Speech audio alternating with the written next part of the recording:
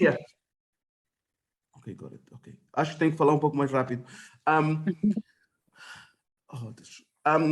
Ok.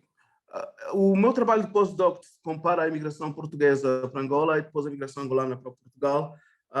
Praticamente os dois lados, estou a tentar falar da crise dos portugueses que foram a Angola em 2008 e os angolanos que vieram para Portugal em 2014, 2015.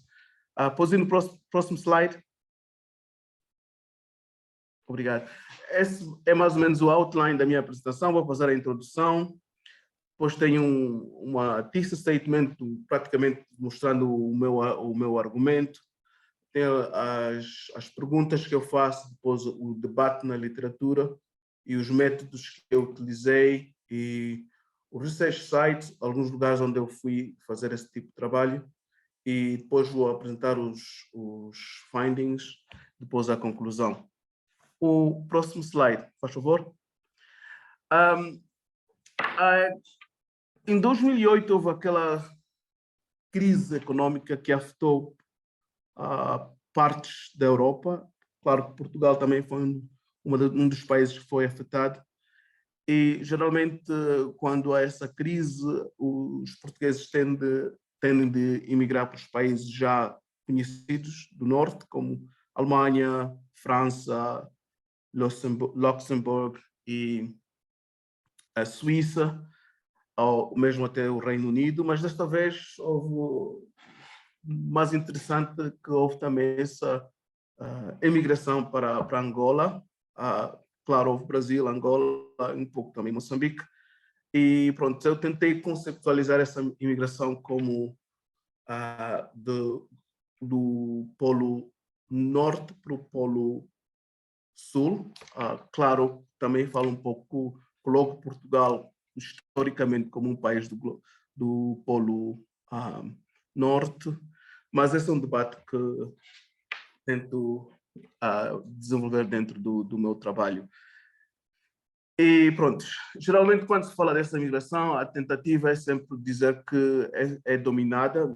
Claro que não estou a menosprezar os outros trabalhos que já foram feitos nesta área, mas geralmente as pessoas tentam focalizar mais na área das pessoas qualificadas que foram para Angola. Sim, houve pessoas qualificadas que foram para Angola, e depois há também a tendência de focalizar mais nas empresas portuguesas. Claro que houve empresas portuguesas que foram para Angola, sim, mas há outro aspecto que as pessoas não focalizam, que é como é que as qualificações são aceitadas em diferentes contextos. Por exemplo, quem é bacharelado em Portugal, que é português, vai para Angola, há uma aceitação diferente. Então, os portugueses são mais, no cômputo geral, há uma maior aceitação dos portugueses. Esse é mais um argumento que eu uso. E pronto, depois vou falar um pouco mais desse aspecto. E depois, na outra parte, que também é que eu falo dos angolanos, é a tentativa, quando se fala dos angolanos que vão para Portugal, é sempre focalizar nos aspectos na área onde os angolanos trabalham, por exemplo, na restauração, na construção e também na limpeza. E, para a minha surpresa, desta vez, quando fui em Portugal, há 10 anos atrás essa era uma realidade, mas desta vez, quando fui a Portugal, fiquei completamente surpreendido. Descobri que já há angolanos que encontram-se, que vão se inserindo em várias áreas que antigamente já não eram, não conseguiam entrar. Hoje já é possível encontrar angolanos trabalharem em lugares como bancos. Infelizmente não posso dizer os bancos onde trabalham, porque o número é um pouco reduzido, então não posso. E pronto, e também algumas empresas técnicas como a nós e algumas áreas de contabilidade, já angolanos que encontrei, que vieram nos últimos 10 anos, são extremamente qualificados, que já conseguem se inserir em lugares onde que antigamente não era possível. É claro que existe, também tive a oportunidade de ir, entrevistei angolanos que continuam a trabalhar nas outras áreas também, que são as típicas áreas dos imigrantes, mas já há uma grande mudança nesse sentido. Isso é uma das surpresas que encontrei. Então, o próximo slide, faz favor. Esse é o meu statement. Praticamente eu aqui estou a dizer que a imigração portuguesa para Angola ou a imigração angolana para Portugal não devia apenas ser entendida como uma questão da crise. Geralmente há uma tendência de focalizarmos muito na crise ou a questão de qualificados, não qualificados. Também tentamos muito focalizar nesta área, mas há outras interseções que afetam essa migração, como o legado colonial. Nunca falamos muito desse aspecto, das famílias, das conexões familiares, nunca falamos muito desse aspecto. Acho que a professora Lisa Axon, da Suécia, fez um trabalho igualzinho ao meu, mas a única diferença é que ela foi para Angola e, pronto, tentou ver toda a pessoa de tonalidade um pouco mais branca como português, e não é, na verdade, não é essa a realidade. Já por causa do nosso passado colonial, há angolanos também brancos e que sentem-se angolanos, e esse aspecto também joga um grande papel nesta imigração. Por exemplo, conheci angolanos que são homens de negócios em Angola, e os primos passaram por aquelas dificuldades dos anos 2008, e quando bateu a dificuldade veio em Portugal, então muitos tiveram essa oportunidade de convidar os primos, os sobrinhos, os tios, para virem trabalhar nas empresas que eles tinham em Angola. Então, esse aspecto também precisa ser. E, claro, o legado colonial é uma coisa que nós não podemos também desprezar quando olhamos nessa imigração. Então, a questão da crise, sim, é um dos fatores, mas há outros fatores também que jogam um grande papel nesta imigração dos dois lados. Próximo slide.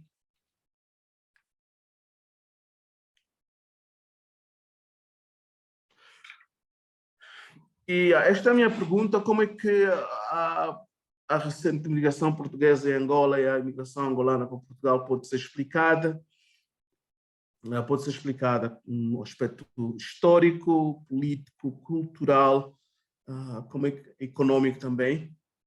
E quais são as características distintas dessas duas migrações, e quais são as teorias que nós podemos utilizar para poder explicar ou entender melhor e analisar melhor esse tipo de imigração. Próximo slide.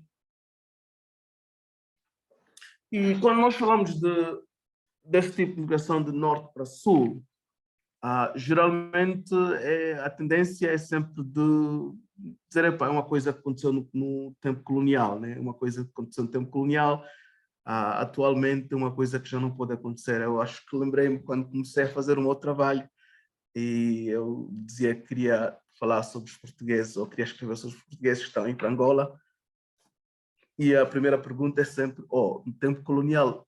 Eu disse, não, agora mesmo, neste preciso momento. Eu disse, não, isso não é possível. Como é que é possível? Porque a ideia é que o pessoal de Portugal geralmente vai para os outros países que ninguém vai para Angola, só acontece no tempo colonial. Mas isso na minha crítica é uma crítica que o Castle e o Kozak já fizeram, essa tendência. Mas nos últimos anos também já há pessoas que vão trabalhando mais nessa área. Conheço alguns trabalhos que falam dos imigrantes alemães que vão para a Namíbia, ou dos ingleses que vão para a África do Sul, mas não é, às vezes fala-se mais do lifestyle migration, mas há mesmo as pessoas que sentem-se que há muita pressão, por vezes, aqui, e preferem uma vida um pouco mais calma, e vão para esses países. Então, é claro que em termos de número, o número é muito menor, mas é uma coisa que devia ser estudada. E eu critico a ideia do eurocentricismo, que domina praticamente as teorias que nós utilizamos. Acho que todas as teorias que nós utilizamos estão mais focalizadas a olharem da imigração de sul para norte, e porque não há expectativa que a imigração de norte para sul aconteça. Então, é essa ideia do eurocentricismo que domina praticamente as nossas teorias. Depois o orientalismo, a ideia do civilizado, não civilizado, também praticamente dominam parte das nossas teorias.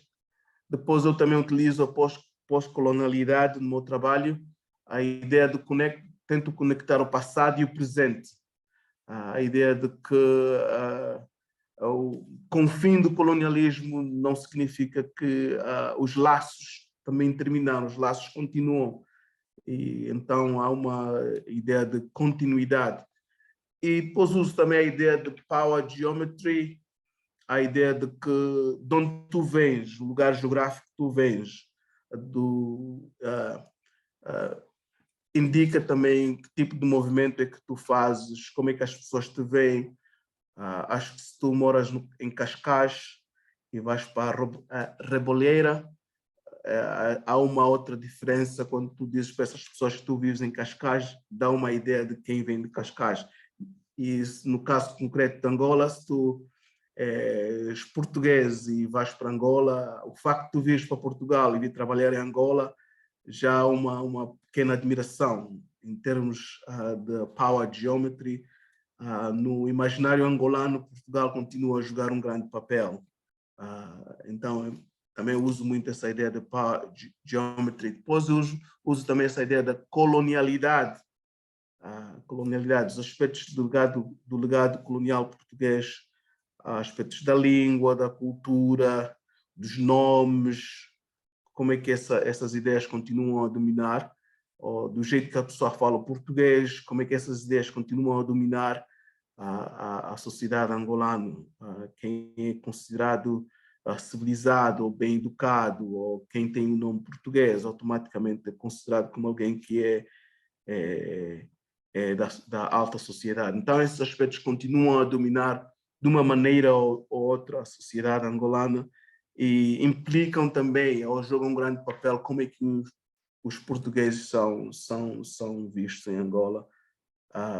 E outro aspecto que é bastante importante também é a ideia da ética do trabalho, que é um dos aspectos que muitas das pessoas que eu falei em Angola,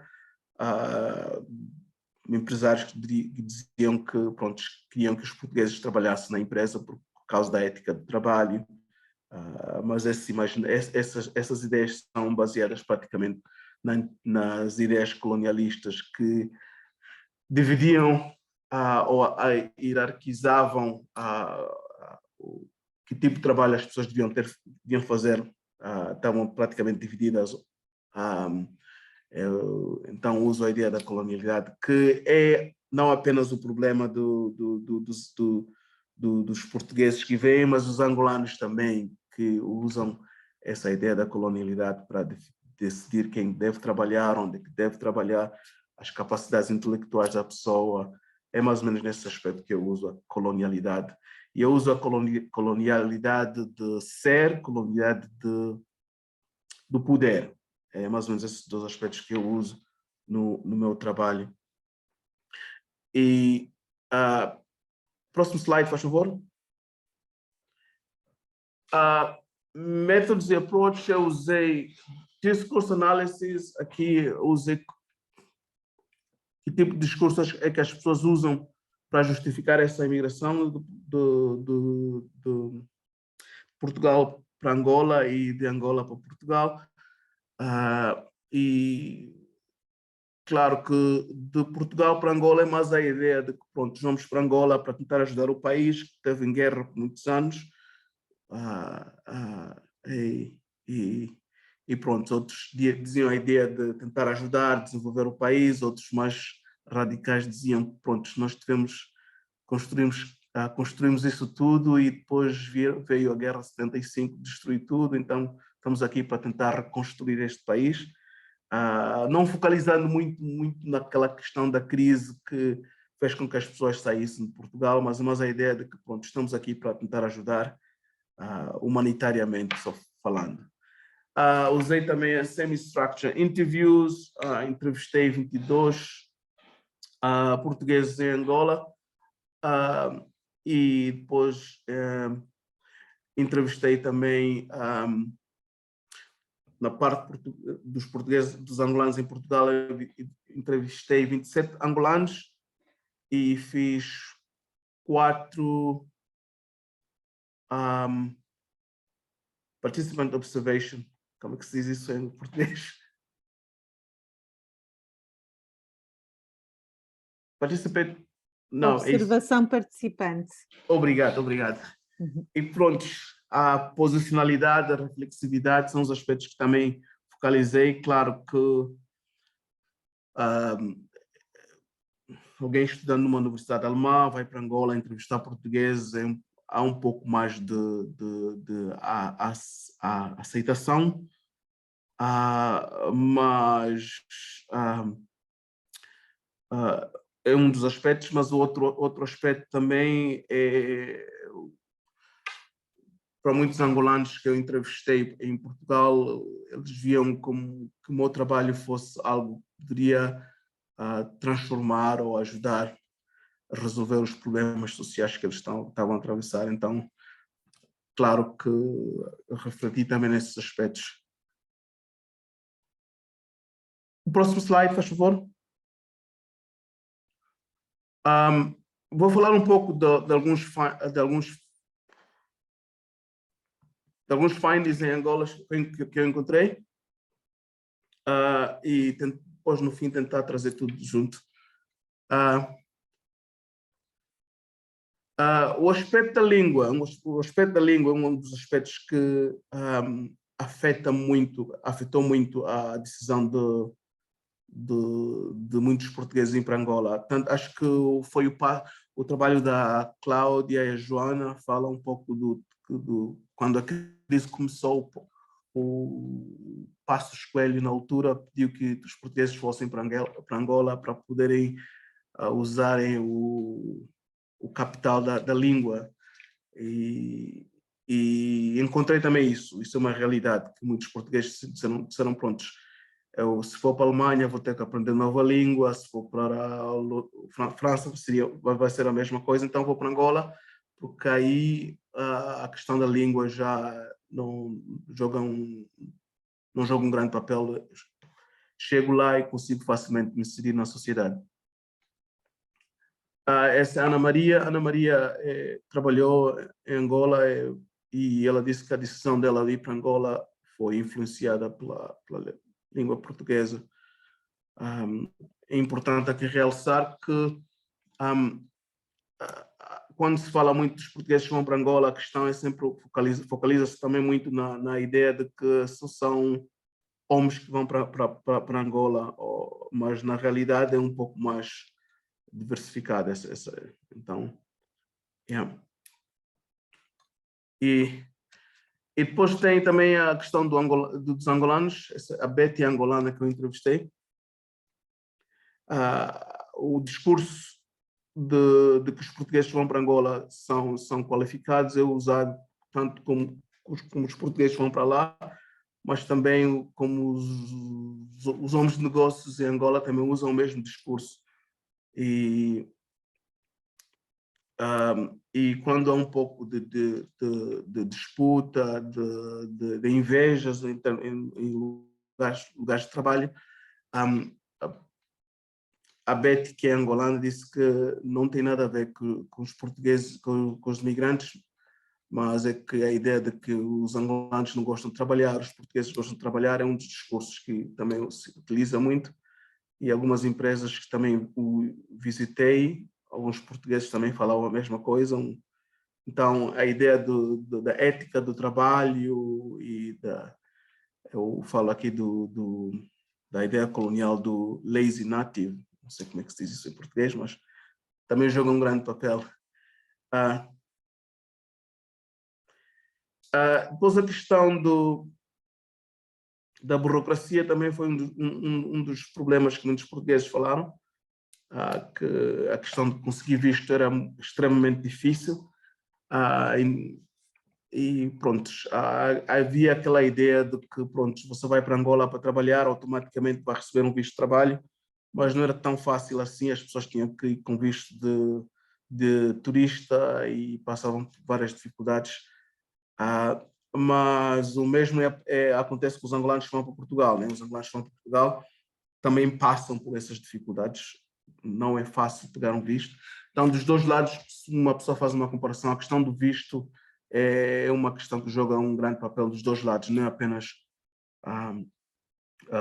do lado angolano ou do lado português. Os dois lados dificultam a vida dos imigrantes. O próximo slide. E esses são os findings que eu tive aqui em Lisboa agora. Este é um angolano que teve a oportunidade de ter um bom emprego em Portugal. Ironicamente, não conseguiu ter emprego em Angola, terminou os estudos em Portugal, foi para Angola e chegou para lá, não conseguiu ter emprego e pronto, e preferiu voltar para Portugal, e as portas estavam abertas para Portugal e ele praticamente não entendia como é que o discurso geral que se usa tanto em Angola como em Portugal é que precisa de pessoas qualificadas em Angola, e ele terminou seus estudos em Portugal, foi para Angola, aí chegou lá, não conseguiu encontrar um emprego, voltou para Portugal e trabalha como accountant para uma das companhias, não sei. Accountant é... Contabilista, pode ser? Contabilista, obrigado. Contabilista. As palavras da frase. Yeah. E o mais interessante também é a área da consultoria. O professor, tem um professor português em Oxford, Soares de Oxford. Ele diz que praticamente todas as empresas angolanas, e não apenas angolanas, mas o governo em si é dominado pelas consultorias portuguesas. Então há aquela mentalidade colonial de que, pronto, o angolano não consegue fazer um trabalho, então há uma grande dependência nas consultorias portuguesas que fazem praticamente a metade dos trabalhos, não apenas na área de negócios, mas também dentro mesmo do governo, por exemplo, na área da advocacia também. Então, a lei angolana é praticamente um copy-paste da lei portuguesa. Então, nessas áreas há essa questão. Mas o Mateus é uma questão interessante, porque ele disse que o professor dele é, na verdade, um dos consultores de um dos departamentos angolanos, do governo angolano. Mas ele não conseguiu ter emprego em Angola, mas conseguiu em Portugal. E depois essa ideia de muitos angolanos, durante a crise de 2008, muitos angolanos que já estavam em Portugal foram para Angola e trabalharam alguns anos. Depois a crise tornou a voltar para Angola e eles voltam para Portugal. É interessante, este aqui, o Dias, ele veio em Portugal nos anos 90 e depois voltou para Angola, como se dizem, no tempo das vacas gordas, e depois da situação piorar, voltou em Portugal e pronto, voltou a trabalhar na área onde trabalhava, que é na construção. E em Angola era como um manager, um administrador, acho que é isso. E voltou na área da construção, que é o tipo de trabalho que a gente espera dos imigrantes fazem em Portugal. E depois a questão também, muitos angolanos que têm bons empregos reclamaram em Portugal, é a questão de serem sempre controlados, aquela ideia de não confiar muito na capacidade. Alguém que trabalha disse que o chefe estava sempre a controlar se ele faz bem o trabalho, apesar dele já estar na empresa há mais de 2 anos. E então é mais ou menos essa questão. E depois também a outra questão que me impressionou muito é a complexidade dessa migração. No lado tens as pessoas que vão começando entrando já nos lugares que há 10 anos não era possível, mas do outro lado tens as pessoas que vão tentando vir para Portugal a todo custo, porque a situação em Angola piorou economicamente. Então, não é aquela coisa do black and white, que é, os angolanos estão aqui, os angolanos estão na restauração, na construção, não é bem assim. Já há uma disparidade em termos de entrada em lugares que antigamente não era possível.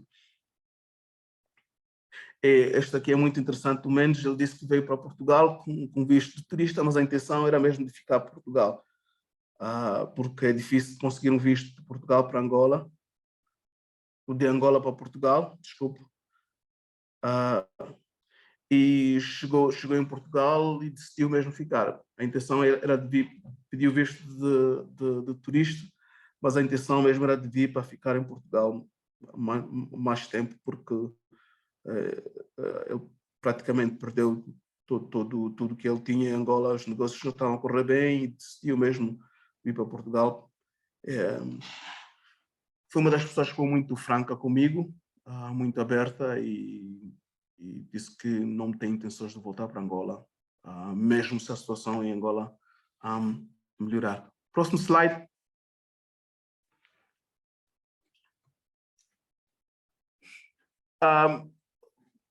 A imigração portuguesa para Angola não se conforma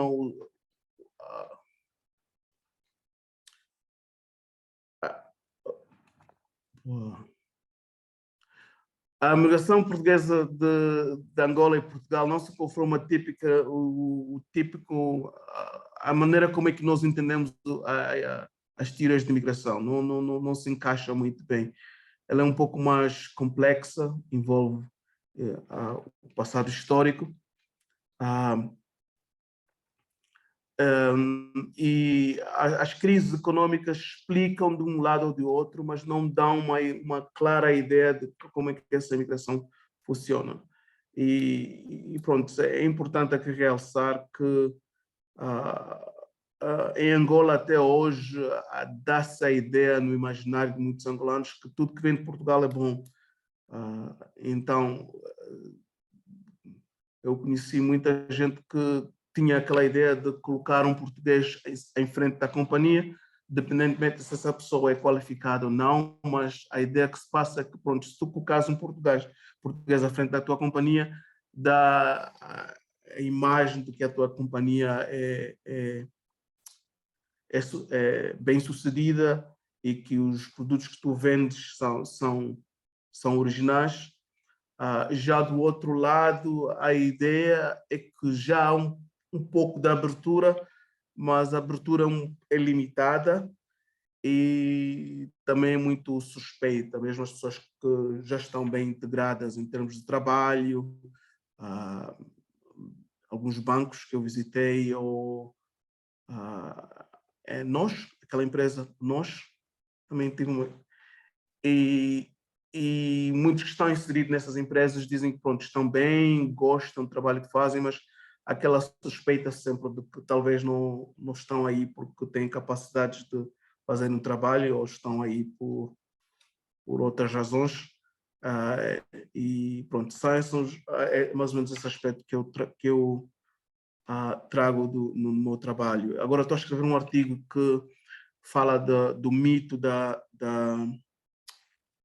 ética do trabalho, que praticamente compara como é que a ética do trabalho é vista em Angola, como é que a ética do trabalho é vista em Portugal, dos dois lados.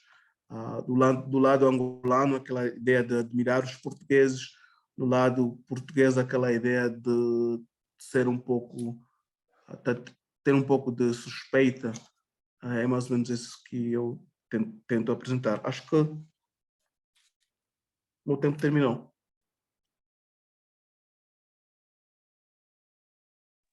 Obrigada, Assaf, pela apresentação e por nos trazer os dois lados, no fundo, da mesma moeda, não é? Ou moedas complementares. Muito obrigada.